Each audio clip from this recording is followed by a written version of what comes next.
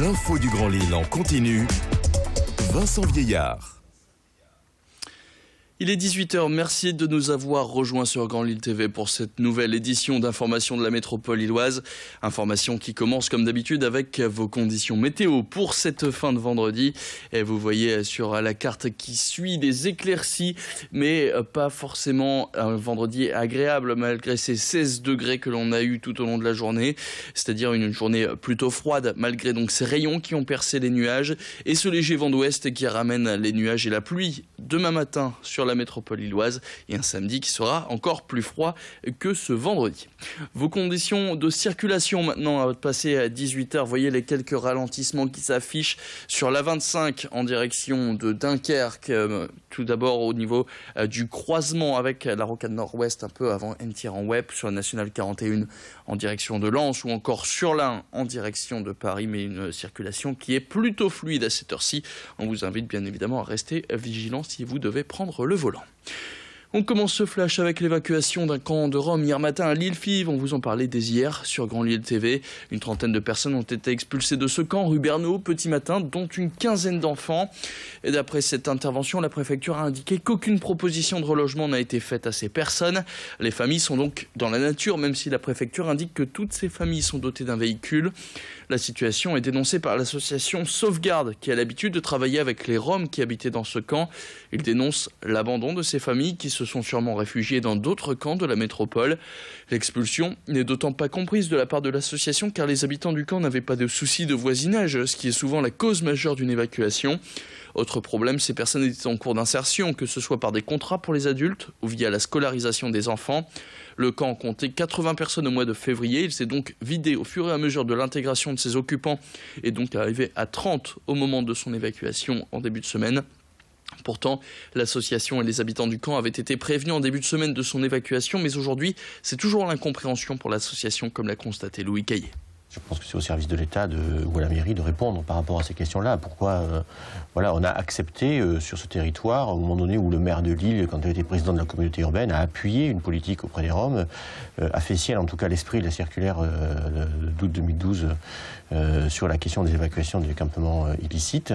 On est dans une espèce de rupture avec ce qui a pu se faire sur la métropole par le passé. Maintenant, on a des familles qui sont parties dans la nature, une partie de leur habitat a été détruit, une partie des caravanes n'ont pas pu être récupérées, comme c'était par le cas avant.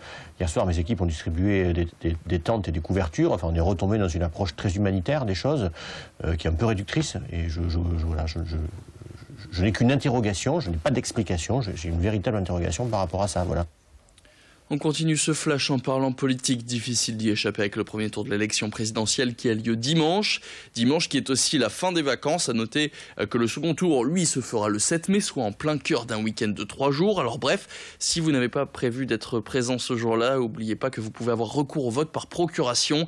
Alors comment ça marche ? Eh bien, vous devez aller au commissariat de votre ville, à la gendarmerie ou au tribunal avec des documents, un formulaire que vous trouvez sur Internet, une attestation sur l'honneur et une pièce d'identité. Par contre, vous n'êtes pas obligé de justifier l'identité de la personne qui va voter à votre place, mais elle doit être inscrite dans la même commune que vous, sans être pour autant dans le même bureau de vote. Alors en 2012, lors des dernières présidentielles, 3 millions de Français avaient choisi le vote par procuration. À Lille, ce sont plus de 7000 demandes qui ont été faites ces dernières semaines. Un dispositif spécial a d'ailleurs été mis en place dans le hall du commissariat de Lille pour permettre aux électeurs de faire la démarche rapidement. Et cette démarche qui vous est expliquée au micro d'Idil Gunaï. On peut prendre des procurations dans tout point d'accueil de la police nationale. Donc ici, au niveau de l'hôtel de police, nous avons dédié un réserviste de la police nationale qui reçoit toutes les personnes, qui vérifie les attestations sur l'honneur et qui fait remplir les divers imprimés. Que ce soit l'imprimé carton que l'on peut fournir ici ou que ce soit l'imprimé qui a été téléchargé auparavant sur Internet, puisque c'est une possibilité qui est offerte. Donc une personne qui est dédiée toute la journée à ne remplir que cette fonction en vue des procurations de vote. Vous connaissez sûrement Nikos Aliagas, le présentateur vedette de TF1, grâce par exemple à The Voice, mais le saviez-vous, c'est aussi un passionné de photographie. Et ce soir, il est à Lille pour le vernissage de son exposition appelée À l'épreuve du temps, que vous retrouvez à la Maison de la Photographie à Lille-Fives, Maison de la Photographie qui fête par ailleurs ses 20 ans. Alors cette exposition présente une vingtaine de photos prises par Nikos dans son pays d'origine, la Grèce. Il a tenté de capter des regards, des expressions de visage de personnes qu'il a rencontrées au fil de ses balades. L'animateur s'est aussi focalisé sur les mains, souvent abîmées par le travail et le temps qui passe.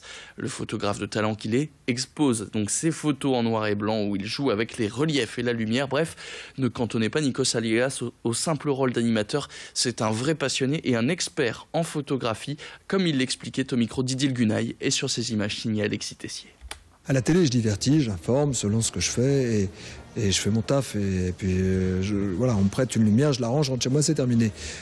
Dans la photographie, j'ai aucune raison objective de le faire, si ce n'est un besoin de procurer, de me provoquer des émotions et aussi de garder quelque chose d'un homme ou une femme qui n'ont jamais rien demandé. Je photographie des gens qui ne posent jamais, à part leur fête de famille, j'imagine, ou leur carte d'identité, et qui pourtant existent, vus par des centaines de milliers de fois par des gens sur les réseaux sociaux, ou ce soir par une dame qui va peut-être passer un quart d'heure sur un visage. C'est ma façon à moi de lui rendre hommage. Et elle est importante. Cette exposition qui est visible jusqu'au 21 mai.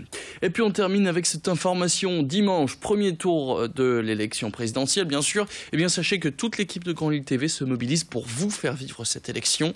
Toutes les informations, les réactions locales, ce sera sur votre chaîne préférée. À noter que la soirée que l'on vous propose se fera en partenariat avec la chaîne CNews.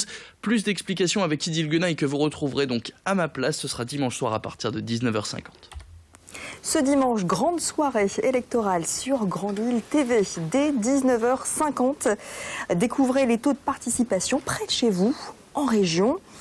À partir de 20h, édition spéciale en partenariat avec la chaîne CNews. Résultats nationaux et réactions sur le plateau de CNews. Une soirée animée par Audrey Pulvar, Laurence Ferrari et Olivier Galzi, appuyée par Patrick Poivre d'Arvor, Rachid Arabe et Jean-Pierre Elkabbach.